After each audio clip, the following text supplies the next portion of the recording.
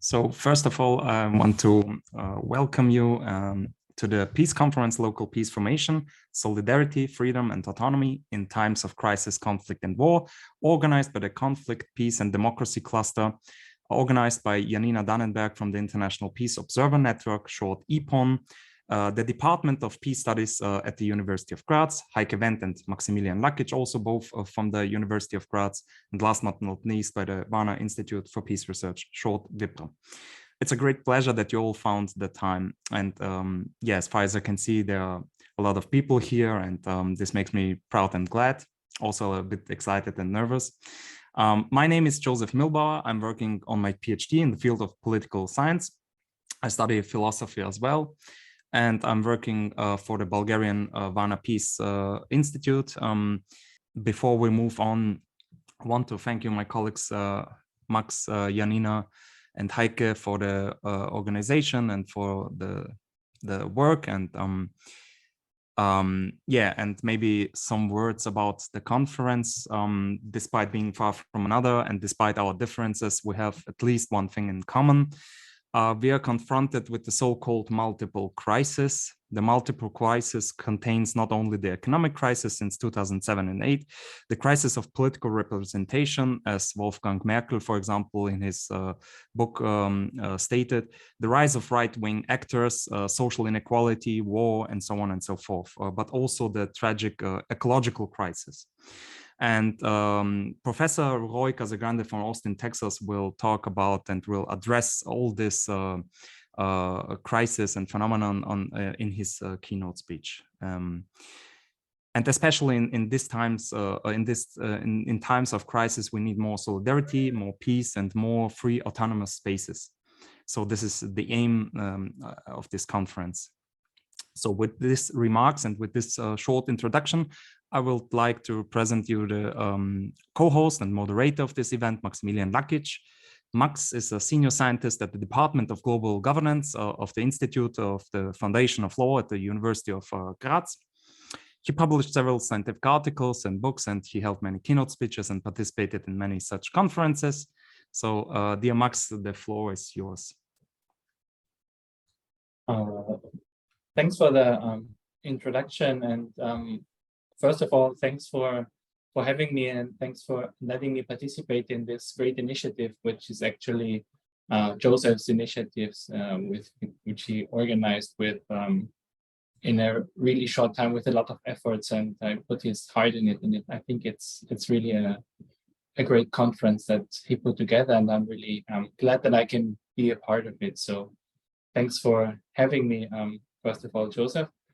And I'll now go through the program only shortly, so that everyone knows what we can expect today. So the first session within of our program are the keynote speeches. The first keynote speech, as Josef already briefly touched upon, is by Roy Casagranda from Austin Community College, with a presentation on the multiple crises that are haunting our challenge politics today. The second keynote speech is by Tamara Candela Gomez de la Torre from Bielefeld Graduate School in History and Sociology. She'll speak about liberation, theology, and liberal peace, of course, with a focus on Latin America.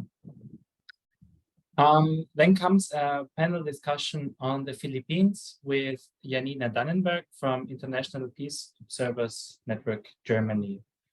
And Regleto Aldrich Imbong, he is an assistant professor at the College of Social Sciences at the University of the Philippines, Cebu. Then we have our panel discussion on Iraq with Heike Wendt from the University of Graz. Unfortunately, Heike prepared the presentation with her good friend and colleague from Mosul University, Anwar Al-Faidi from the University of Mosul, as already said. But we are really shocked to hear from his death. So he died really unexpectedly last week, but I'm sure Heike will say a few words to that. Our final panel discussion is on Rojava. We had invited Berso Mehmood from Kamishli, but unfortunately there was a death in his family and he had to commute to Damascus today. But we still have Alan here from the Center for Teaching and Learning from Vienna, who will join us later today. And then we also have prepared we have a video presentation, a video message to us by Yuri Chelyashenko from Kiev, which we might show to you as a concluding presentation, maybe, or if we'll have time, we'll add it after a panel. So we're really it's great to have Yuri with us, at least with a video message. As you all of you might be aware, situation in Kiev is not as it was some weeks ago. Rocket strikes are really hard on the electricity infrastructure. So he was able to prepare this video, and we are glad that we can show it. And the video presentation will be about peace movements and propaganda. So with this being said, I'll give back the word to Josef, and he'll guide us through the first keynote speech. Yeah, thank you, Max. Now I will, hopefully it works. Okay. Please give me a sign if you can hear and see him. Now, this is the keynote speech from Professor Roy Casagrande, his video message from his professor of government at the Austin Community College, and he will speak about the multiple crises and what we are facing today. And in the end, there is some hope, so don't panic. Let me start by first thanking everybody for allowing me to address you. Some of the topics that you will be covering today are heavy topics, and I'm not going to make the situation any better because I'm going to try to frame the current global situation that we're in. So to begin with, sort of the obvious thing I think to sort of bring to everybody's attention is the doomsday clock has the world at 100 seconds to midnight. So that is the closest that scientific community believes we have come to having a nuclear war. They've been measuring that for about 75 years now, and we're at 100 seconds to midnight, meaning it's dangerous. The situation we're in is extremely dangerous. Really, when you think about it, one big mistake. We're one mistake away. Now, that's the worst we've ever been. In other words, when 1962, we were not 100 seconds to midnight. In 1973, and 1970 for that matter, which I think was closer than 73, we were not 100 seconds to midnight. In other words, the situation the world is in this moment is actually the most dangerous in terms of nuclear war that we have ever been in. This, of course, happened during the Trump administration. The election of Donald Trump definitely is the superficial moment in which it became abundantly clear that the earth was destabilizing politically, obviously economically and socially as well. But in this particular moment, in this particular measurement, what we're talking about is the structure that keeps states from doing World War III. That was eroding. I think the tragedy is that with the election of Biden, we haven't seen an increase in that time. In other words, it didn't go to 2 minutes. It didn't return to 3 minutes. We're still at 100 seconds to midnight. Now, obviously, one of the reasons for that is the Russian invasion of Ukraine. And then, of course, another reason to make that situation, that makes the situation so unstable is the People's Republic of China's recent rhetoric over Taiwan, and then the United States' counter rhetoric, which is to say that the United States will definitely fight for Taiwan. In the case of Ukraine, the United States has made it very clear it will not fight for Ukraine. But of course, we've turned the Ukraine-Russia war into a proxy war between the United States and Russia. Of course, proxy wars were very common during the Cold War. Just think of the war between Ethiopia and Somalia. That was probably one of the more famous and catastrophic of all proxy wars. In the end, the United States' ally Somalia imploded and has never recovered, right? It's still essentially a failed state. And so the consequence of proxy wars can be very, very severe. And it can be dangerous, but not as dangerous as a direct confrontation, like the possibility of Taiwan seems to be hinting at. So I guess one of the questions that we have to ask ourselves is, how did we get to this moment? And then how do we get away from this moment? And I think that's at the core of what everybody has to look at in the coming few years. First of all, we're not just destabilized because we're on the verge of World War III. We're also destabilized because we're in the middle of a global warming crisis, and the world seems incapable or unwilling to really address this. The Biden administration just did pass a multi-billion-dollar package to address global warming, but it's at a time when we need to be spending trillions of dollars, not billions of dollars. In other words, he's on the right track, but he's doing about 0.1% of what we need to be doing. And so as we face this global warming crisis, one of the things we need to point out is the effect that it is directly having on the planet. So the Syrian civil war didn't just happen, right? There are events that led to it. The refugee crisis that the United States' war on Iraq obviously contributed to the Syrian civil war and exacerbated, if for no other reason, that ISIL was in fact originally an Iraqi organization that retreated into Syria. But another factor that everybody needs to kind of remember about the Syrian civil war is the role that the drying up Euphrates River had on agriculture. Now, the Euphrates River isn't just drying up because of global warming. That is definitely a contributing factor. But another problem is the fact that Turkey has dammed up the river and is taking more than its fair share of the water. And it's so bad, of course, that the river is drying up all the way through Iraq as well. So it's affecting Iraq. In addition to global warming, there's this sort of direct human-caused problem that Turkey has created.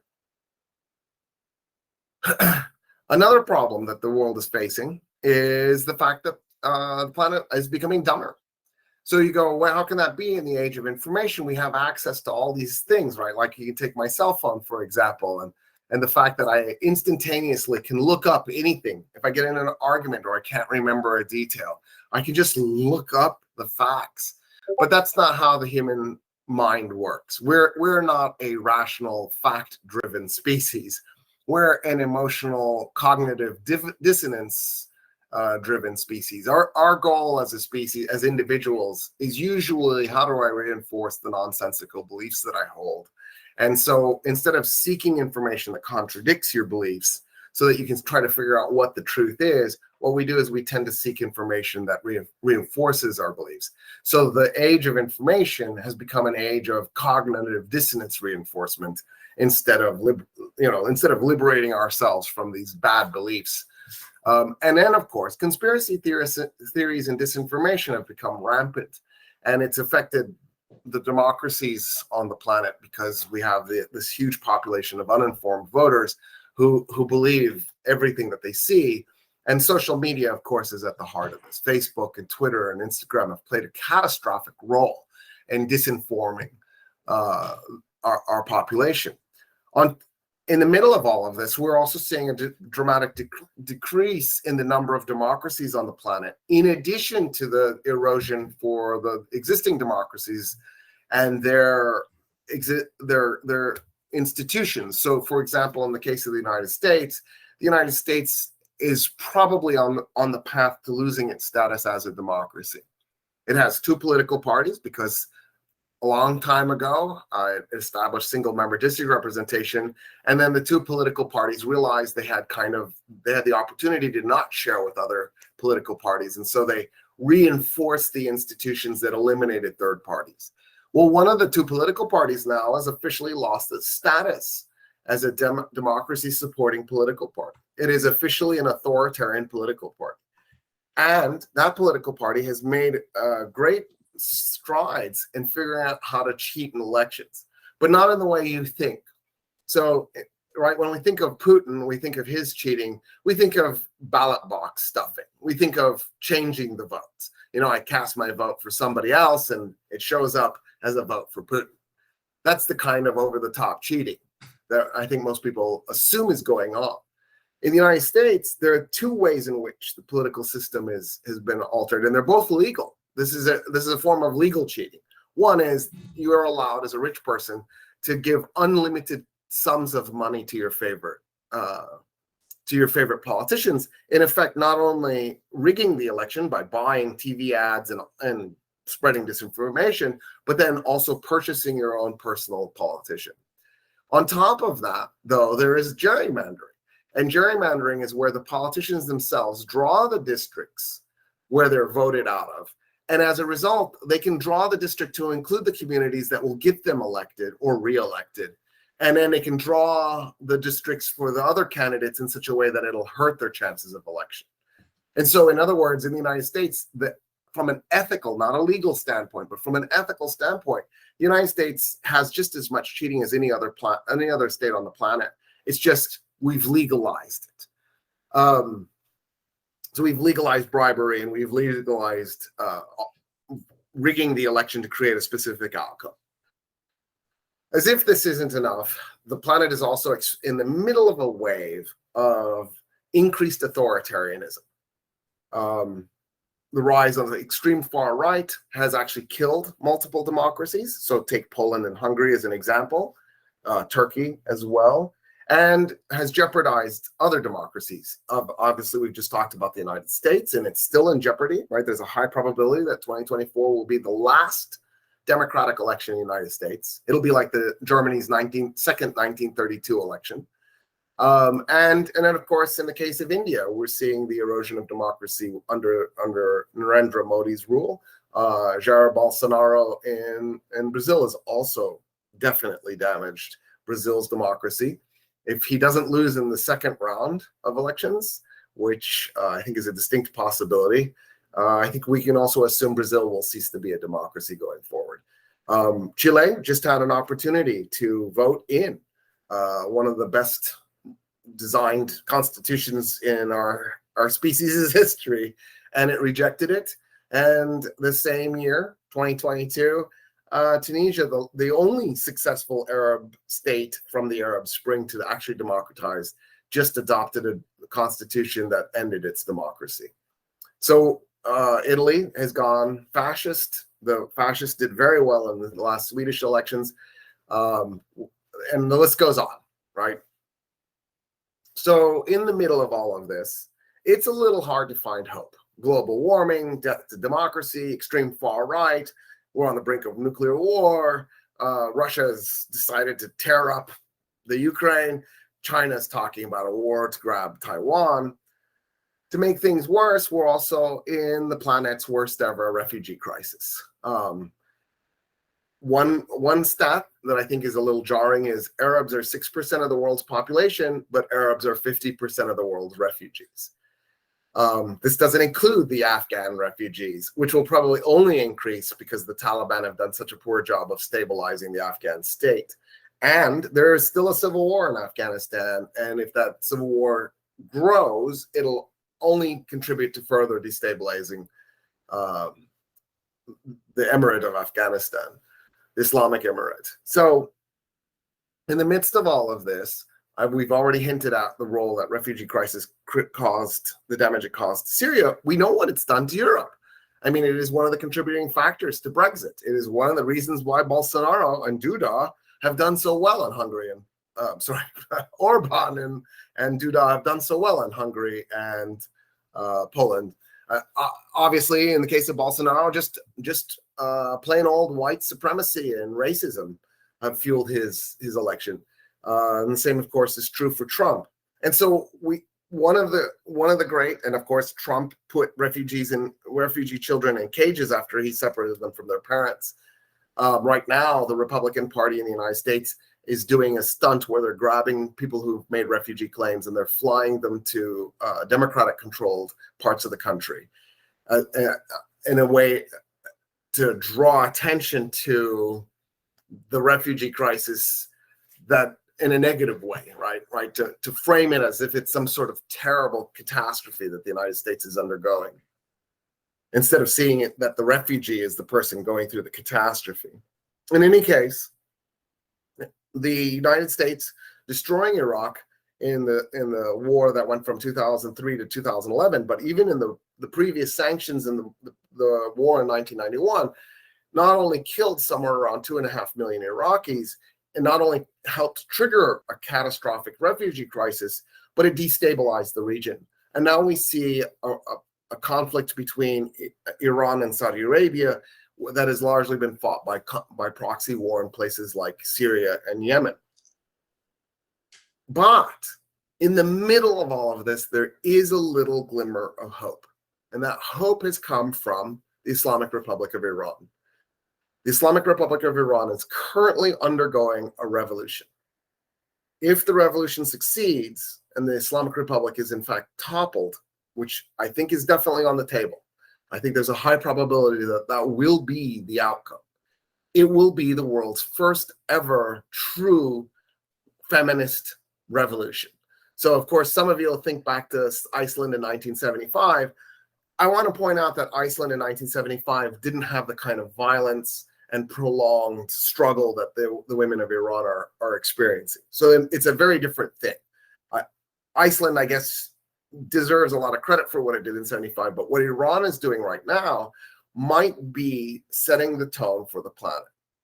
Periodically in the human experience, there are these moments where all of a sudden there's a consciousness shift. So 1848, 1990, 1969, 1989. There are these moments that shape and shift global consciousness on a large scale. And it may be that we're in 2022 about to have this event happen again. And the reason I'm saying this isn't just because I'm trying to find a little bit of hope, but because these things tend to go as pendulum swings. So, for example, in the aftermath of the 1960s, the United States went flying to the right. We got Nixon and Reagan, and then Bush and Clinton and Bush, and now Trump. So, in other words, we're heading towards a fascist, authoritarian end if Donald Trump gets a second term. But at some point in that pendulum swing, the pendulum stops and it starts to go back the other way. And it is my belief that Iran, if it pulls off this revolution, might be signaling the beginning of that movement into the other direction. And with that, I will let you get on with the business at hand. I look forward to a report on how well the conference went. Thanks so much again. Take care. Yes, this was Professor Roy Casagranda from Austin, Texas, with his video message. And I believe, Tamara, you are the next keynote speaker. So, yeah. Okay. Yeah. Hello to everybody. Thank you for the invitation to this conference, and also for offering this space. Talking about political struggles and peace, wars, and also of liberal peace and alternatives to it, I would like to share with you two of the findings of my research I did in Guatemala about liberation theologians who were politically active in the time of war from 1960 to 1996, and also afterwards in times of so-called peace. The first finding was that the only academic field which focuses on progressive religious agents is the field of peace studies. But interestingly, I didn't find any publications about liberation theologists in the corresponding literature. The main reason for that is the liberal framework of the field that simply doesn't take into account progressive religious agents whose struggle is not liberal, but, for example, socialist. A second finding was that anti-systemic religious work in Guatemala prevailed in the 60s and 70s, in the times of the armed conflict of the war, and that it consisted mainly of the creation of unions and cooperatives. That means that was mainly self-organized and not institutionalized political work. But such kind of work ended in the 80s with an amount of state violence in general, but mainly against political opponents. From that time on, and especially since the 90s, progressive religious activism in Guatemala was increasingly co-opted and institutionalized by liberal peace and its programs. And as a result of these developments and other developments in Guatemala, anti-systemic religious work diminished, as well as political utopias in general. I think a phenomenon that we can see now in many parts of the world. So today, in a time of multiple crises, like the capitalist crisis, the pandemic, wars, increasing militarization, and so on, these findings highlight the importance of the search for and the discussion of alternatives to capitalism and also to liberal peace. Which I think is also the aim of this conference today. What we also should remember is that crises do not only have negative outcomes, but that they are also moments in which new horizons of imagination and new opportunities for agency and also alternative political models can arise. So I think it's also the moment to take a closer look at the alternatives, of which many arose and arise in regions where people are strongly affected by capitalism, colonialism, racism, and patriarchy. So one of the examples is the Kurdish struggle, and especially the Kurdish women's movement, I think, which also will be discussed today. But we can find inspiration also in other struggles, for example, in the struggle of the Zapatistas. Although here it's important to say that demands for autonomy, territory, and liberation from colonial and state or occupation are also increasingly part of the struggles of other indigenous and peasant movements in Latin America.